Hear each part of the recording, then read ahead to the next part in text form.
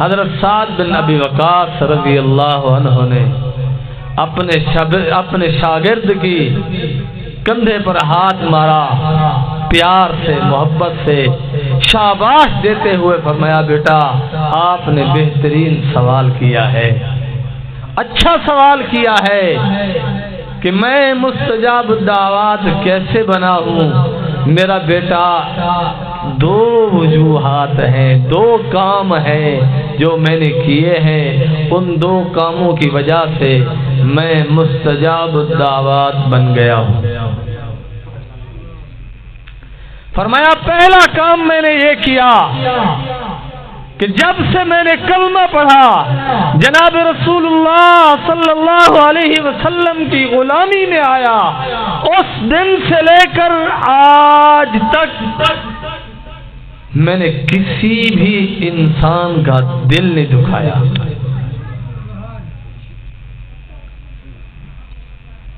جب سے میں نے کلمہ پڑھا، جب سے میں جناب رسول اللہ صلی اللہ علیہ وسلم کا غلام بنا ہوں، مسلمان ہونے کا شرف حاصل کر چکا ہوں، اس وقت سے لے کر اب تک میں نے کسی بھی انسان کا دل نہیں دکھایا، چاہے وہ مسلمان ہو چاہے وہ غیر مسلم ہو۔ میں نے ہمیشہ ہر کسی کے دل کا خیال رکھا ہے، سوچ سمجھ کر بولتا ہوں کہ میری زبان سے کوئی ایسا کلمہ ادا نہ ہو جائے جس کی وجہ سے کسی اللہ کے بندے کا، کسی انسان کا دل دکھ جائے۔ میں اس لیے سوچ سمجھ کے بولتا ہوں، ایسا کلمہ نہ بھول جاؤں۔ فرمایا پہلی چیز یہ ہے، آج ہم بھی کہتے کہ ہماری دعا قبول نہیں ہو رہی، اپنے حق میں مانگتے ہیں تب بھی ہمارے پاس رزلٹ نہیں ہے، اپنی اولاد کے حق میں مانگے تب بھی رزلٹ اچھا نہیں آ رہا، اہل اللہ کے پاس جا کر ہم دعائیں کروا رہے ہیں تب بھی رزلٹ نہیں آ رہا۔ تو اس کی پہلی وجہ یہ ہے کہ ہم دوسروں کا دل دکھاتے ہیں، اور دل دکھانا بہت بڑا گناہ ہے، یہ کوئی چھوٹا موٹا گناہ نہیں ہے۔ ہم کہتے ہیں ہم بڑے حق پرست ہیں، سچی بات کرنے والے ہیں، ہم کسی سے ڈرنے والے نہیں ہیں، کسی کا نام لے کر اس کے بارے میں زبان درازی کرتے ہیں، جو منہ میں آئے بکتے چلے جاتے ہیں، ہمیں اپنی زبان پر کنٹرول نہیں ہے۔ یہ ہے ہمارے احوال، اور اسی وجہ سے ہماری دعائیں قبول نہیں ہوتی۔ جب ہم کسی مسلمان کا دل دکھاتے ہیں یا پھر کسی بھی انسان کا دل دکھاتے ہیں تو جب اس کی آہ نکلتی ہے اللہ کے ہاں ہمارا مقام اور مرتبہ گر جاتا ہے۔ جب ہم دوسری مرتبہ کسی اور مسلمان کا دل دکھاتے ہیں اللہ کے ہاں ہمارا ایک اور مرتبہ گر جاتا ہے۔ اور یاد رکھیے اللہ کے ہاں مقام اور مرتبہ پانے کے لیے سب سے بنیادی چیز ہی یہی ہے کہ ہمارے اخلاق اچھے ہوں۔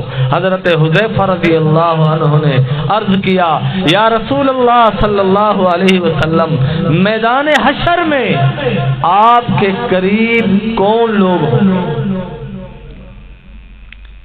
میدان حشر لگا ہوگا، اول تا آخر سارے انسان میدان حشر میں موجود ہوں گے، اول تا آخر سارے انسان موجود ہوں گے۔ جناب رسول اللہ صلی اللہ علیہ وسلم سے عرض کیا یا رسول اللہ آپ کے قریب کون ہوں گے؟ آپ نے یہ نہیں فرمایا کہ نمازی میرے قریب ہوگا،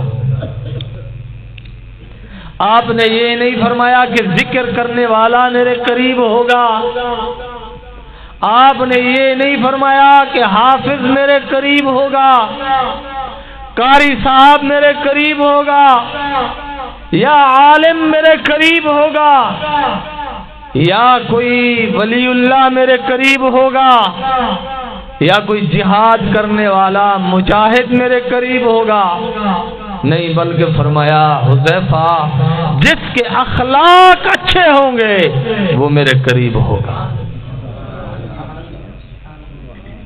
اس لیے اللہ نے ارشاد فرمایا ان الصلاۃ تنہی عن الفحشاء والمنکر، بے شک نماز منکرات سے روکتی ہے اور فاحشات کے کام سے بھی روکتی ہے.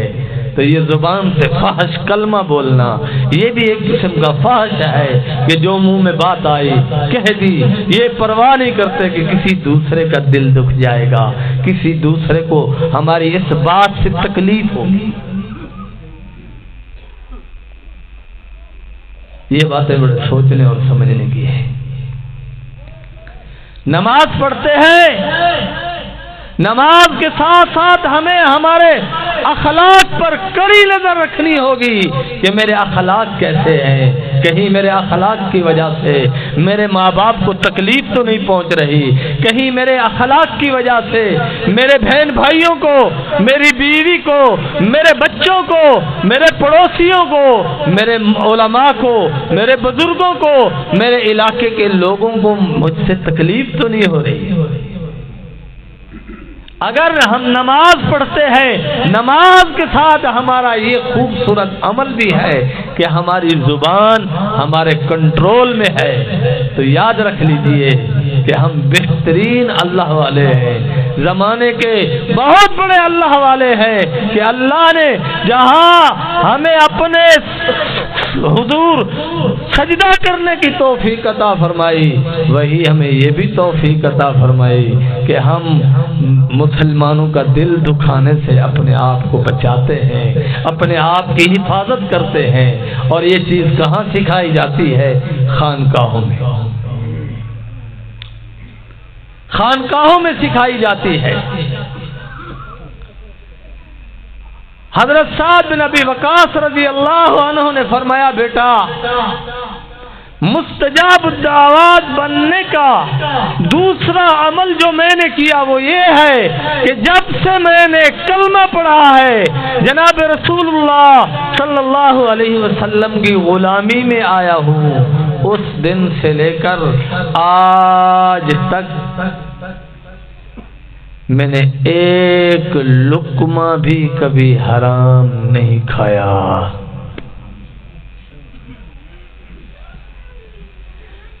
ایک لقمہ بھی میں نے کبھی حرام نہیں کھایا، نہ ہی کبھی میں نے کوئی حرام کام کیا ہے. اب یہ ساری چیزیں ہم میں نہیں ہیں، اور یہ ساری پریکٹس ہمارے ہاں خانقاہ میں ہوگی.